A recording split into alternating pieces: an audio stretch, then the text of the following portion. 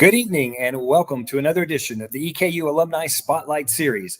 I'm Dan McBride with the EKU Office of Alumni Engagement, and we welcome you in to Homecoming Week 2022. We've got a full week of festivities lined up from the annual events like the parade and, of course, the football game, and lots of new activities this year to go along with Homecoming. We encourage you to go to the website, homecoming.eku.edu, and you will see a full list of our events that are scheduled for the week. It's going to be a great week. The weather is good, although it's getting a little bit chilly here in Richmond as we get into Homecoming Week. But all indications are by this weekend, things will warm up and we'll have some great weather for all the festivities that happen on Friday and Saturday. As has become a tradition now here at EKU, we will start the show start Homecoming Week each year with checking in with the president and getting a state of the campus address. And we are very pleased tonight to once again welcome to our show the president of Eastern Kentucky University. He is the 14th president and only the third alum to ever hold the office. Dr. David McFaddin is our guest tonight on the Alumni Spotlight Series. Dr. McFaddin, welcome in again. Hey, Dan, good to see you. Happy Homecoming Week. Happy Homecoming Week. This is kind of like Christmas for me. It's my favorite week of the year. And I don't know if you've noticed it, and maybe I'm a little bit biased, but I really feel like, and probably it's because COVID has been a part of homecoming on and off the last couple of years, but it really feels like there's a buzz on campus. People are really excited this year.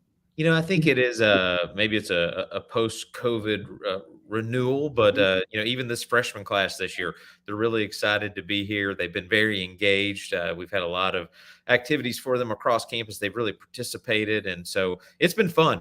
This has by far been the best start to the year for me in the presidency role. But really, in the last 10 years, I do think for me, a decade of being back on campus and working back on campus, there's just a different feeling, and it's exciting. So. Yeah, I think people are excited. And you mentioned the freshman class. I know people always want to talk about the numbers, but it was a good year for enrollment and especially for the freshman class. Yeah, second largest freshman class for numbers that we've got on record since kind of the turn of the century here. And so we're really excited to welcome those students here on campus. We started the semester, I think we had maybe 7 dorm rooms that were unoccupied as things kicked off. And so we've got to the certification period of time, and those numbers have really held. So big kudos to the admissions team, big kudos to the faculty and the staff who support those students. And so we're excited. So things are off to a great start. Enrollment is up and freshman class is up, but there's a lot of things on campus that we can be excited about and talk about. I know one of the things that you have focused on and that EKU has really excelled in is diversity, inclusion, equity. Those have been some of the main things that you've worked on since coming into office. Yeah, we've seen tremendous growth in our underrepresented student populations. I think this year we were double-digit growth again in our underrepresented student populations. Retention for those students really strong. I think the biggest testament though to that is when we hear from the students who come here who say, "Hey, I feel like this is my EKU. This is my home. I feel like I belong. I found a community here." And I think we've done a good job of doing that. I want to give big kudos to Dr. Danny Moore, our Chief Diversity, Equity, and Inclusion Officer, and really all the members of the EKU team who have worked together to serve our students. You kind of pull that up there. When we talk about being ranked number 1 for diversity outcomes in the most recent CPE report, but when we talk about diversity across campus, our first-gen student population, those who are underrepresented minorities, students of color, but also those who are amongst our veteran population. We're number 1 for veterans in the state throughout the Southeast, and number 3 for serving veterans in the nation, and with over 1,600 veterans and veteran family members right here at EKU. Yeah, I know when we talk to students who make EKU their choice, one of the things that I tend to hear a lot is the teacher to student ratio being really great at EKU compared with other universities. Yeah, when I go out, every fall I like to do a recruitment season. So I've been to, I think, 7 high schools. We'll be in Clay County, I think on Thursday of this week. So I like to go out and do that direct recruitment, talk to students, see what's on their mind. But that 17 to 1 student to faculty ratio is quite frankly better than what they see in high school. And so once they get into their major coursework, they're going to have the faculty member of record. The subject matter expert is going to be teaching them. And I think that means something to those students. And for, as an alum, as somebody who talks to alums out there, the recurring theme is this. the amazing faculty and staff who knew my name, who built into me, who helped me be successful when I didn't think I could be successful. That is the legacy of EKU. Yeah, and I think one of the other things that we can be proud of is our graduates seem to find a job when they graduate. And certainly right now, the market is great. If you're out there looking for a job, it's a good time to be looking. But we do well with getting our graduates placed in the workforce. Absolutely. And we place them here in Kentucky. And I think that that's something that's really important for the state. I was looking at a statistic. I think 94% of our healthcare workers, students who graduate with a healthcare degree, go back to work right here in Kentucky in our local hospitals and in our local healthcare facilities. And so that's something we take a lot of pride in. When we look at our major, our programs that students are choosing, from mental health to nursing to occupational therapy to education to our first responders, that's the backbone of a community. And for us to be the best at putting those students back to work in our Kentucky communities, that's a big deal and something we take a lot of pride in. Another thing that has gotten my attention is we have a lot of departments, a lot of educational areas that are really getting some high rankings this year and getting recognized for the work that they're doing among their peers. Yeah, we saw our nursing program again get rated top 20 by Forbes for our nursing program. We continue to see our forensic science program, our PGM program, which are really one of 16. Both of those there's 16 other programs in the nation.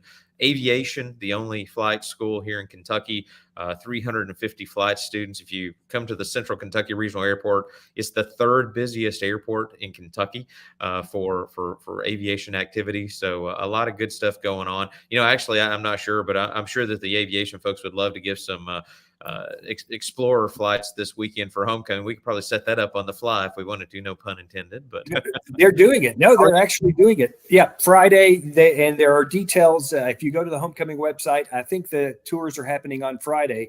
So you can actually go up in one of the EKU aircrafts and get a tour from the sky. And there's a graphic of kind of what you'll see when you go up, but you can see what the campus looks like from so many 1,000 feet up in the air. Well, Dane, I've got to look at my schedule, which is packed starting tonight at 8 o'clock through the week. I didn't have the flights on my schedule, but lots of great things going on this week. A lot of folks coming back together, celebrating. It's really going to be a great weekend. It looks like the weather's going to cooperate, so we're excited. One of the things that they're going to notice when they come back to campus is it's not the same campus that when they were a student. And you can say that even about students who were here maybe 5 years ago and graduated. A lot of changes. We went through a heavy building period and then kind of slowed down, but there are still changes happening on campus. Yeah, we did about $300 million worth of improvements, student housing, the new rec facility, bringing PAL back to life in a way that is really exciting. We're going to cut the ribbon on the new PAL Plaza amphitheater space, which we've kind of modeled that after the ravine. And so super excited to cut the ribbon on that at the corn roast on Thursday night. But, we're going to start another season of about $255 million worth of investment here on campus. New model lab school, $90 million. Completely renovated Alumni Coliseum, nearly $33 million. We're getting ready to do some asset preservation, taking care of some of our most important and legacy spaces here on campus, about $55 million there. And then some dorms are going to get some much needed improvements, some of our legacy stock of dorms. We're looking at Sullivan. We are looking at Keene. We are looking at doing some work at Palmer. And then we're also going to be in Burnham as well. And so going to be doing some improvements to those halls. So lots of exciting stuff going on here on campus. So we will be back in a phase of construction, but hopefully we're going to maintain the campus beautiful. And I think if you've been to campus, you'll see that our facilities team, everyone here has really been putting in the work to make sure that we live up to that mantra. Yeah, you mentioned the Powell Plaza, and I think people will really love to see how that area has really become the center of student life. It's kind of got all the main ingredients right there around it. Yeah, and one of the things, our Veterans Memorial Plaza, which such an important part of our campus. We've worked to relocate that memorial to the north end of the Karloftis Gardens, which have now kind of become the Karloftis Memorial Gardens, with the Divine Nine Memorial on the south end. We're going to have the new Veterans Memorial on the north end. That'll be opening up in the fall of 23. But to be able to have a space where you can be reverent, where it is accessible. Accessibility was an issue where the previous plaza was at, and also it's hard for someone to maybe be traveling through an alum or someone who had a family member or someone who was on that wall to be able to come and have that time of reverence when maybe there's a concert going on in Powell Plaza or other activities. So this is something that's really important to us, and looking forward to being able to make that investment in those who have served our country and served us, and some who have given everything to make sure that they protect our freedoms. You mentioned the renovation of Alumni Coliseum, and certainly that is going to enhance the fan experience, the student experience, the alum experience when they come back. It's really going to be exciting to see how that ends up and what kind of atmosphere we can create in a new Alumni Coliseum. Well, Alumni Coliseum has become the front door to the university. Every orientation is happening in that space. These large freshman classes mean that we can't use some of our smaller spaces to bring those family members and those students in. So that renovated space is going to be able to really have us deliver on excellence from the minute students walk on campus. And so we're really excited to get this done. But it is going to be a world-class venue for athletic competition. It's going to be a great place for concerts and student engagement, and also to bring the community in and have the community be a part of what we do here every day at EKU. So we're really excited to get that project underway. Going to be a little bit disruptive to the competition season for next year, because we're going to wrap things up in March once we play the last home games for men's and women's basketball, and then we'll be offline from March of 23 through probably August 1st of 2024. So. Yeah, and it'll be exciting, I know, when we finally get fans back in there. So that's something, even though we'll have a rough year of not being in the Coliseum, it'll be fun to get back in there when it opens back up. And while we're on the topic of athletic venues, I know there was a big change made at the football stadium this year, and an opportunity to bring in some additional resources there for athletics. Yeah, CG Bank, Citizens Guarantee Bank, really excited for them to come on board and put their name on the field. Really appreciative of their long-term investment in EKU athletics and into our football program. But I would be remiss to say, the hangar name is still associated with what we do here, and so we'll be commemorating kind of the hangar forever notion as we work with the family to make sure that we continue to remember that name. But so appreciative for the folks at CG Bank, Kathy Samples, Langdon Shoup, Justin Dixon, so many people who were involved in that. The whole team at CG Bank, we're really excited to have them on board, and hopeful to bring others along to be a part of the success and to help us continue to push the institution forward. We continue to see improvements in facilities, but one of the things that people have really talked about the last few years, and it seems to continue to do well, is the EKU Booksmart program.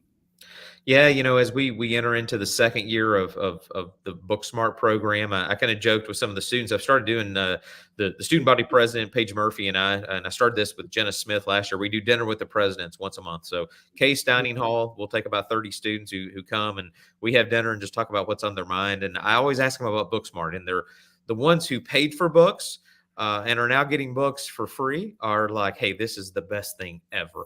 I'm worried that in a few years, they're not going to know what they're missing because they didn't have to pay for books. So I make sure that they're talking to their friends who are going to the other institutions to make sure that they know just how much of an investment the university is making in them. On average, students spending about $1,200 a year for textbooks. That means 100% of the students at EKU are getting a scholarship in the form of a book scholarship, and that book scholarship is helping students make sure that on the first day of classes, that everybody kind of starts the race from the same spot. They've all got the tools in the toolbox to be able to be successful. And our faculty have really appreciated it because they can now make sure they can go out and get the very best content that's necessary for them to teach their courses in the very best way. One of the things that some of our alums may not be aware of is the E3 experience, the Excellent Eastern Experience. And it's really not only brought a lot of fun activities for the students, but it's really kind of changed the campus climate as far as giving the kids a lot of extra things to do.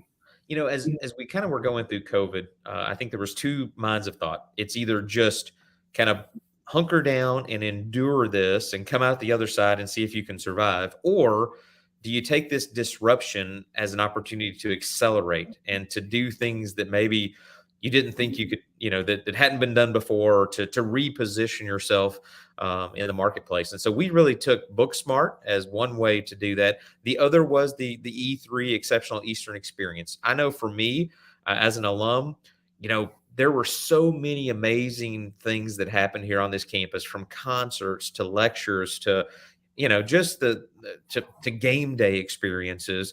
That's the memories. I mean, don't get me wrong. There were outstanding faculty and outstanding, staff.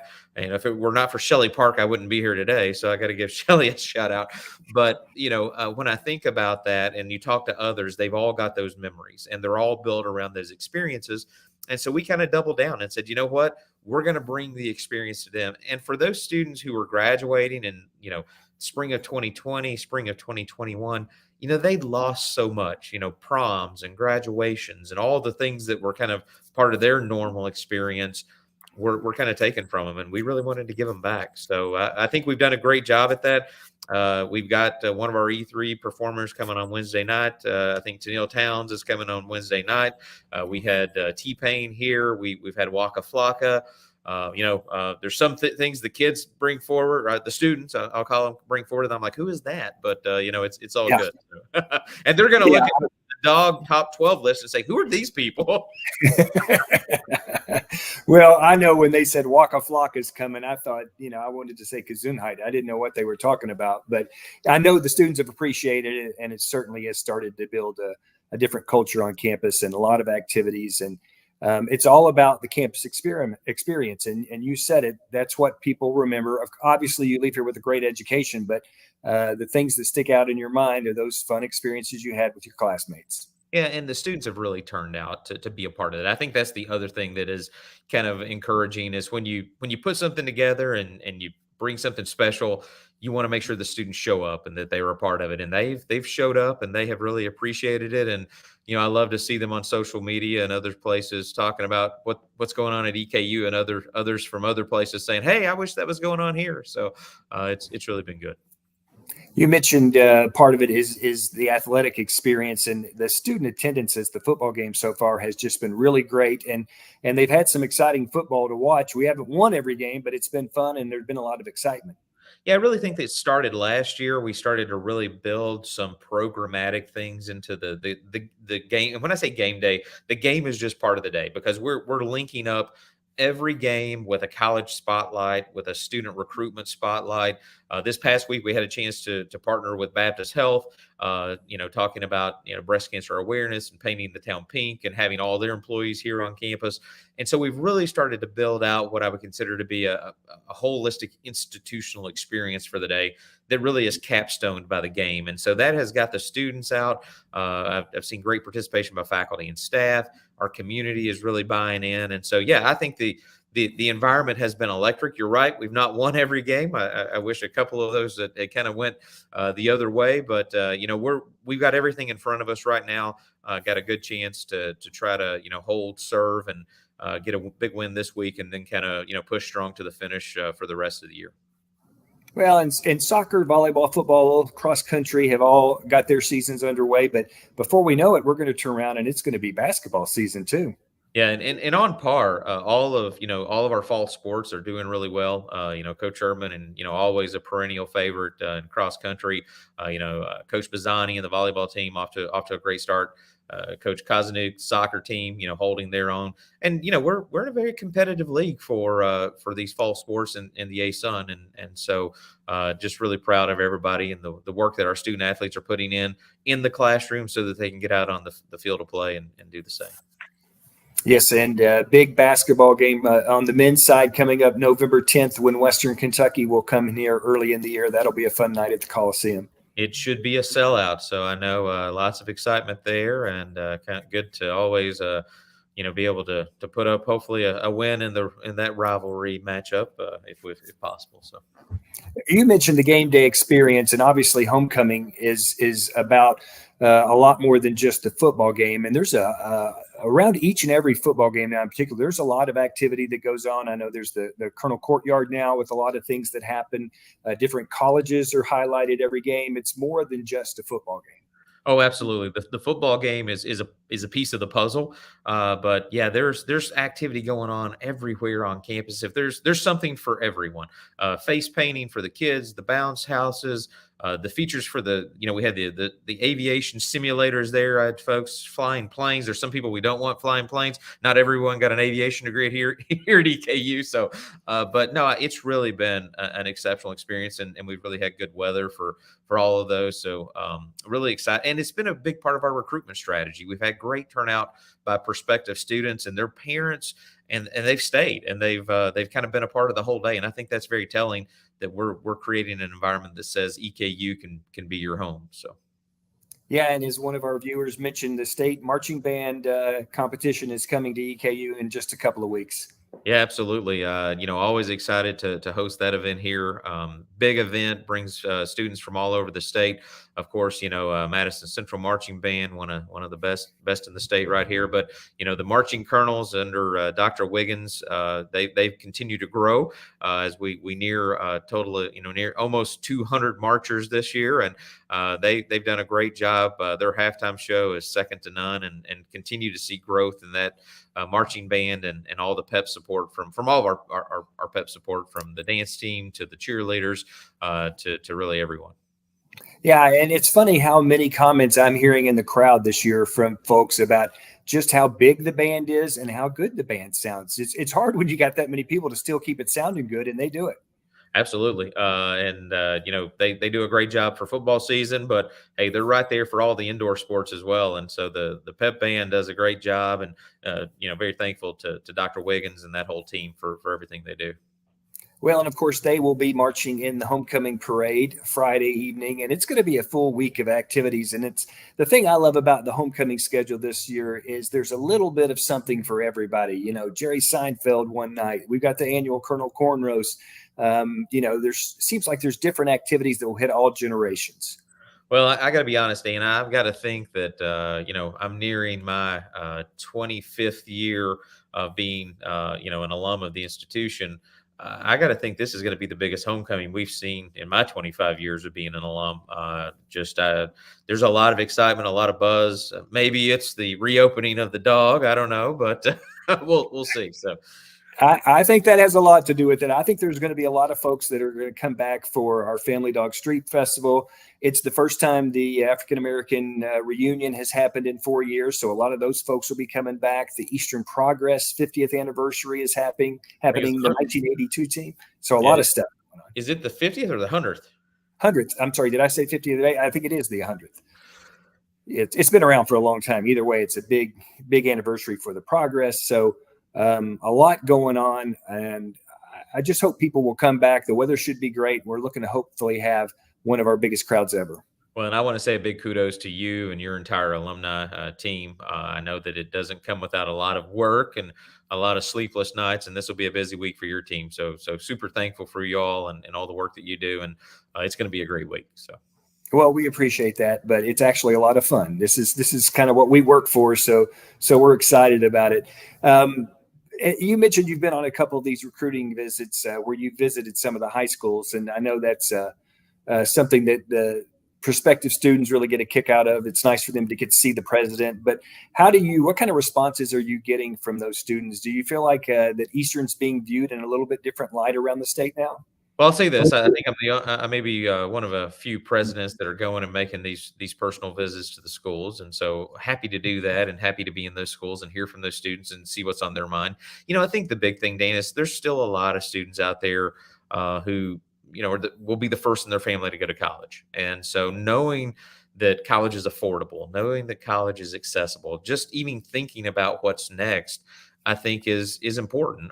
The other thing is talking about some of our programs. We got a great, 2-minute video that we show that really features in a really slick way many of our signature programs here at EKU. And when I get done, I always say, so what did you see in that video that shocked you? And, from arson investigation to aviation to the professional golf management program, you name it, there's so many things that jump out at them that they just didn't know about EKU. And so it's really exciting to be able to take that out and talk about it. and really introduce those students to Eastern in a way that they've maybe not been introduced to us. And I'll say this, if we can get them to campus, there's a 95% chance they're going to come, because once they get here, I call it the Goldilocks complex. It's not too big. It's not too small. It's just right. Yeah, that's one of the things I always say about alums. If we can get them back to campus, then we can get them hooked again, because those memories start coming back. And campus looks great right now. I've got to tell you, the facilities crew's done a great job. I see them planting flowers and getting ready for all the guests coming in this week. It should be a beautiful weekend weather-wise, and a beautiful weekend on campus. Absolutely. We're really excited about it. And, as they get back, I hope that, there's a chance for them to think about giving back a little bit. And I think, I want to brag a little bit about Giving Day and the development team.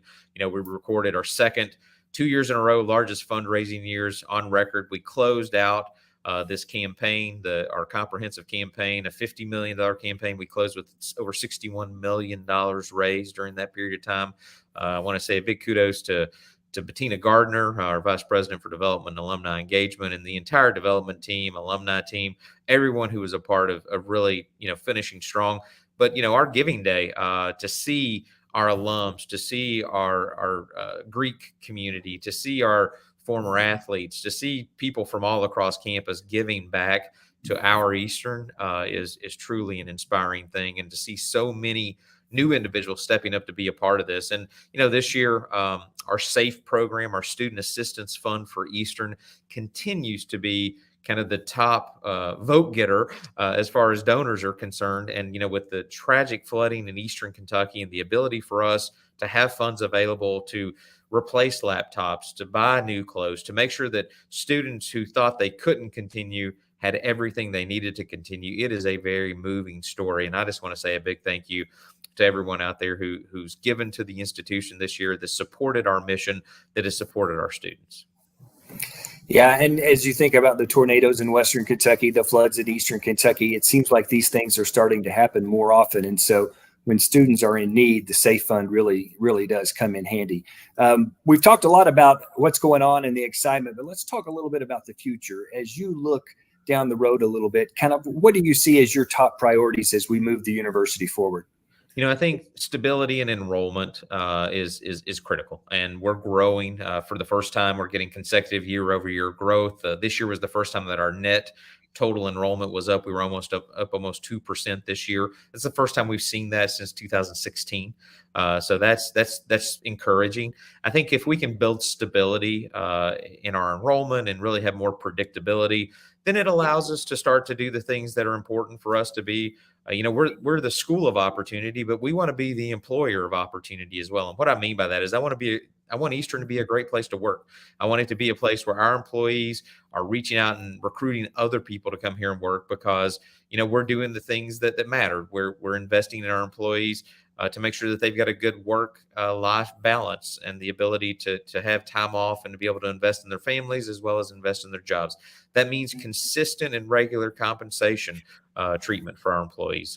We want to be a place where people feel like that the longer they stay, the more they're worth. And that's we're committed to doing that over a period of time, moving the institution forward. It's a place where, we want you to be able to say, hey, I feel like I've got a community where I belong, where I feel like that I've got a place for me inside of this community, that I'm valued for not only what I bring as far as my experience is concerned, but who I am as a person. And so those are all things that we're committed to doing every day. It takes time to build that kind of culture and to kind of turn the institution in that direction.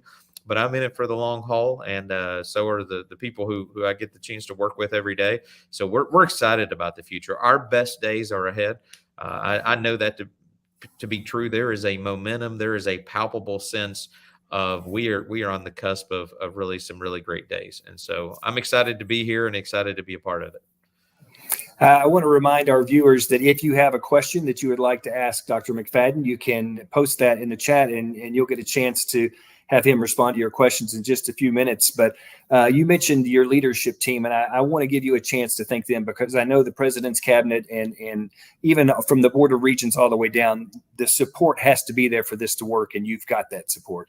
Yeah, got a great board. Mike Eves just stepped in, alum right here in Richmond, stepped in as board chair back in the summer, and that partnership has been great. Alan Long continues to serve as our vice chair.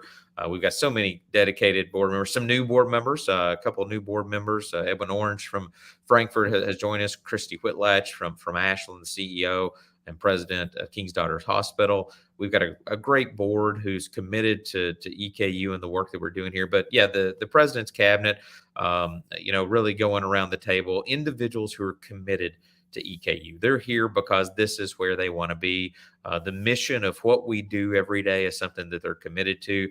We've got a new group of deans. We've got 4 brand new deans who have stepped into the dean's role over the last several months, and so they've hit the ground running. Lots of ambition and engagement, and they've all got big activities planned for this weekend. So a chance to check out all the colleges, and really, from top to bottom, Dan, I feel like that we've got just the right group of people at the right time to really leave a lasting mark on this institution in a very positive way. Well, and I think people certainly can see that the results are starting to come, and the culture is there. And I think, as you said, our best days are ahead of us, and people are excited about that. As we kind of start to wrap things up, any message you want to send to the alums and to our folks who are watching out there tonight? Well, I just encourage those who maybe haven't, if they're on the fence about coming, I would say come on out. It is going to be a great weekend. So many activities for so many people. I want to give a big shout out to the alumni board, Bob Sullivan, Lucy Riffle, our chair and vice chair. They've been almost at every game this year. They don't just show up for homecoming weekend. They're supporting all the time. That board has been so great, and just such a great group of alums that represent kind of all generations. And so it's such a great group. And I know you work with them directly, but they're so committed to the cause here at Eastern. I want to thank them. Our foundation board, Troy Ellis is current chair. We got Jerry Isabel coming in as past chair.